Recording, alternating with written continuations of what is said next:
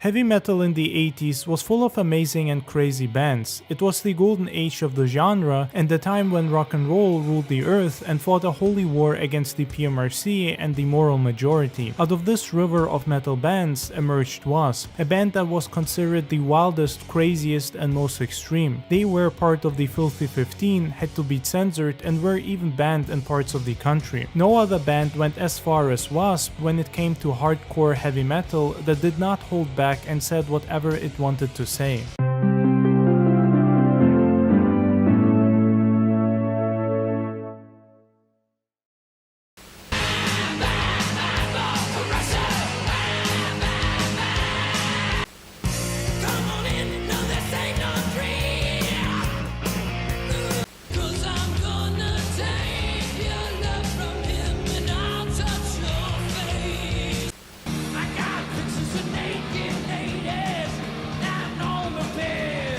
Unlike a lot of metal bands at the time, W.A.S.P actually did try to be as offensive and provocative as possible. They pushed the limits so hard that the PMRC viewed them as their public enemy #1 and tried to demonize them every chance they got. Not to mention how all the religious fanatics and Karens lost their minds hearing W.A.S.P songs or seeing their album covers.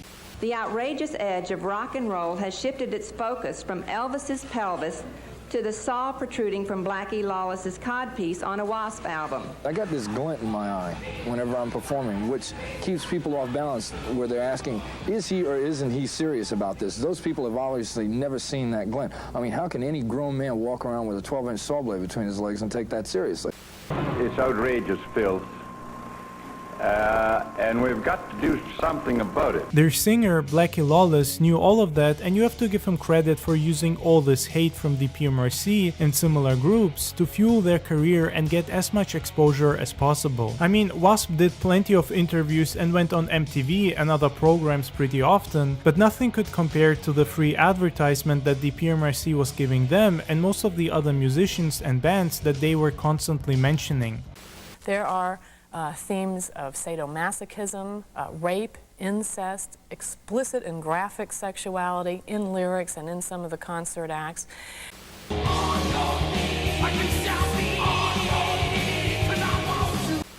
Are we finding rock music the new pornography?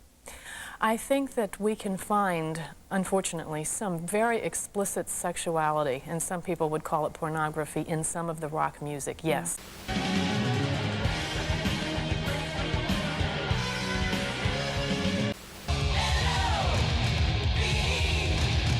The message that rock stars are singing today is that love equals sex and sex equals love, that love is purely recreational, it's a thing that is fun, there are no commitments, no responsibilities.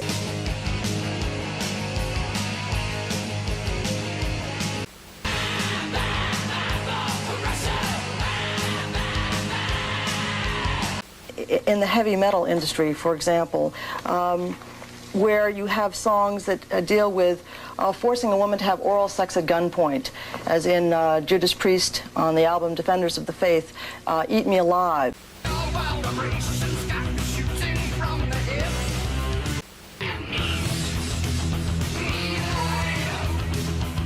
And that might sound crazy from today's perspective, even mind-blowing, but the moral majority and the PMRC had a lot of influence back in the 80s. Many of their members were either part of the government, Congress, or the Senate. Not to mention a lot of local small-town politicians and officials that literally had the power to, if not outright ban certain types of music, then heavily censor and discriminate against it, forcing record stores to not carry those types of music and musicians. These people were nuts, but because they were so hung up on heavy metal, they kept mentioning and talking about certain artists all the time, often on national TV or magazines that were seen and read by a lot of people. A recent hit of Sheena Easton's called Sugar Walls about sexual arousal was yanked from several radio stations. The decision was, well, let's test it and see what happens. We received a number of complaints and letters from parents who felt that the record should not be played. So therefore, we felt it just wasn't worth playing it.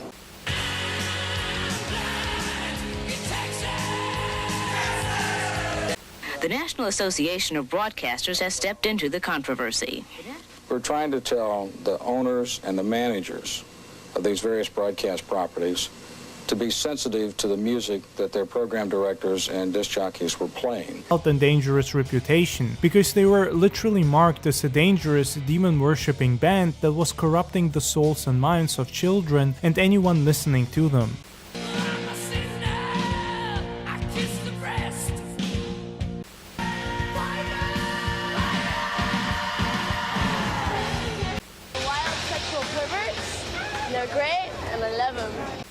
Somebody was asking me the other day how I got the idea for the song Animal.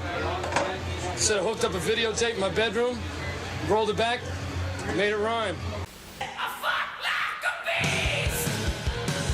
Sex.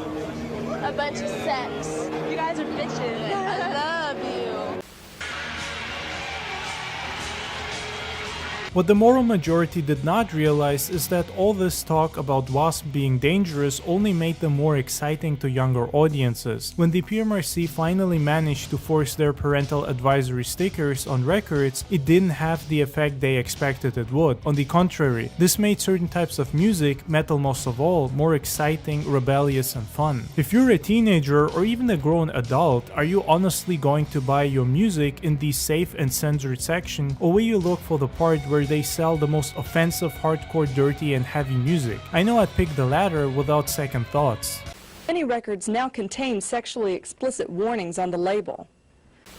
The problem in America with the censorship is that you have people that are looking to become very well known, and they're using rock and roll to do that.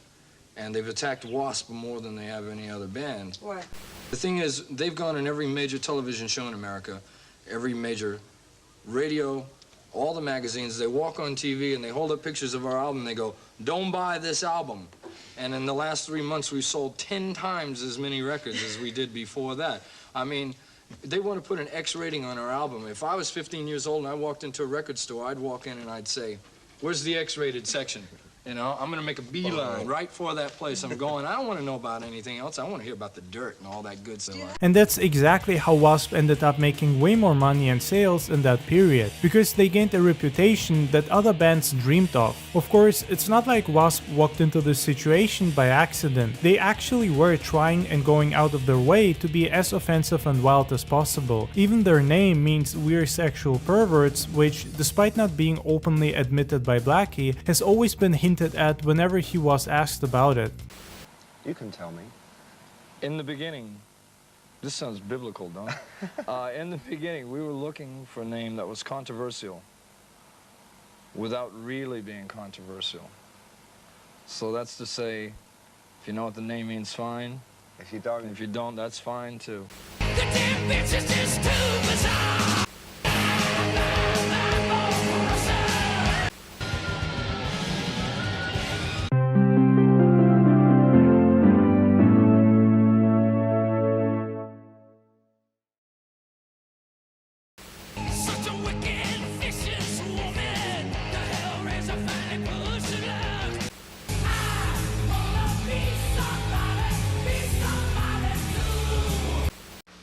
All right, some music news for you tonight. The Last Command, W.A.S.P's new album, has the distinction of being the first record released with a warning label since the record rating campaign began, but none of this controversy has prevented W.A.S.P from making plans for their next tour, which kicks off in late November. One of the best examples of this is their first album, which had a single that was originally intended to be the album's opening track, called Animal, also known as I Fuck Like a Beast. Now, you might not think anything when you're hearing a title like this today, since album titles and song names haven't been offensive for a while. But back then, this was extremely controversial and made plenty of people bitch and moan. It got so bad that they had to drop the single, reserving it only for live shows, because the record label feared that the album could straight up get banned from major retail stores. It also featured Blackie's famous outfit that he used to wear for most of W.A.S.P's 80s run, which had a chainsaw blade stuck to his dick. I want to know how many of you rivet heads come here tonight looking for a little bit of pussy? Well, if you fuck like a beast, you must be an animal.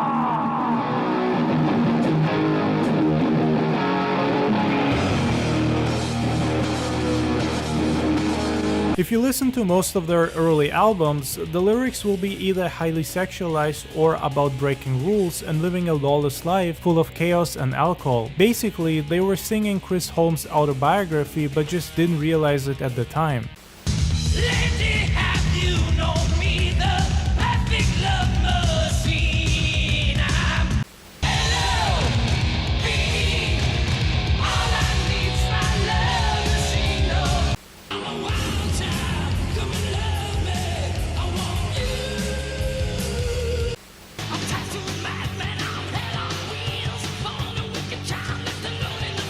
And if you think I'm joking, just watch his scene from The Decline of Western Civilization Part 2, where he's drinking vodka right next to his mother in a swimming pool talking shit. Now to be fair, most of that interview is fake, as there's no way he could splash vodka over his eyes and not scream in pain, but the look of shame from his mother is as authentic as can be. It's an insane moment, honestly, and just shows how wild heavy metal was in the 80s and how they lost all control.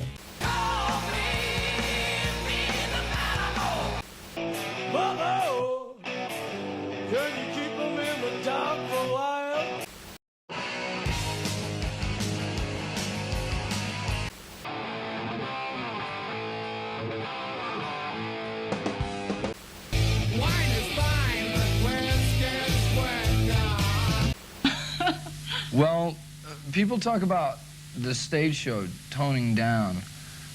I used to have this codpiece that had a saw blade, a 12-inch saw blade between the legs, and I don't have that anymore, but I do have the actual cup piece itself.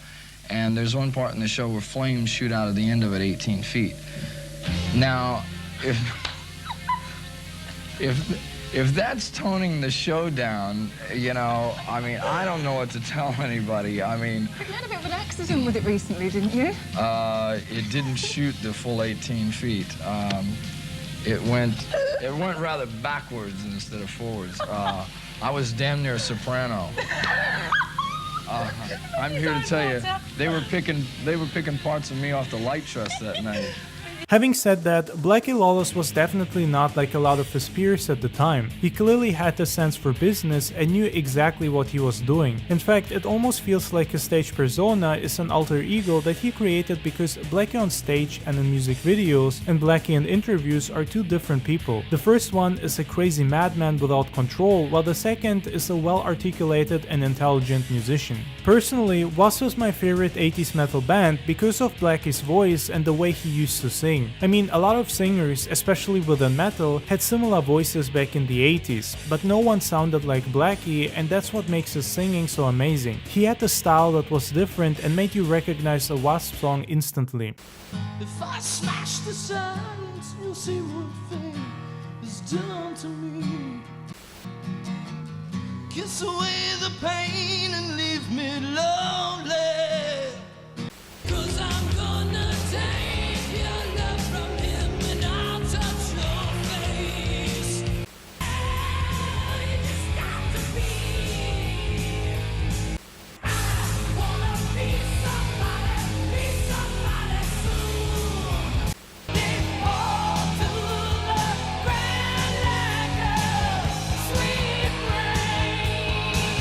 And I mentioned this because I have seen a lot of people claim that it was Chris Holmes who made the band so great, which I disagree with. Holmes was a great guitar player and he did have a great stage presence that was perfect for W.A.S.P, but it's not like the 80s lacked competent players who could have easily replaced him without harming the sound at all. But you couldn't replace Blackie because his voice is what made W.A.S.P stand out so much. No singer sounded like him. Other bands could do that, as there were a lot of people who sounded like Vince Neil, for example. Blackie Lawless, on the other hand, will always be the heart and soul of W.A.S.P.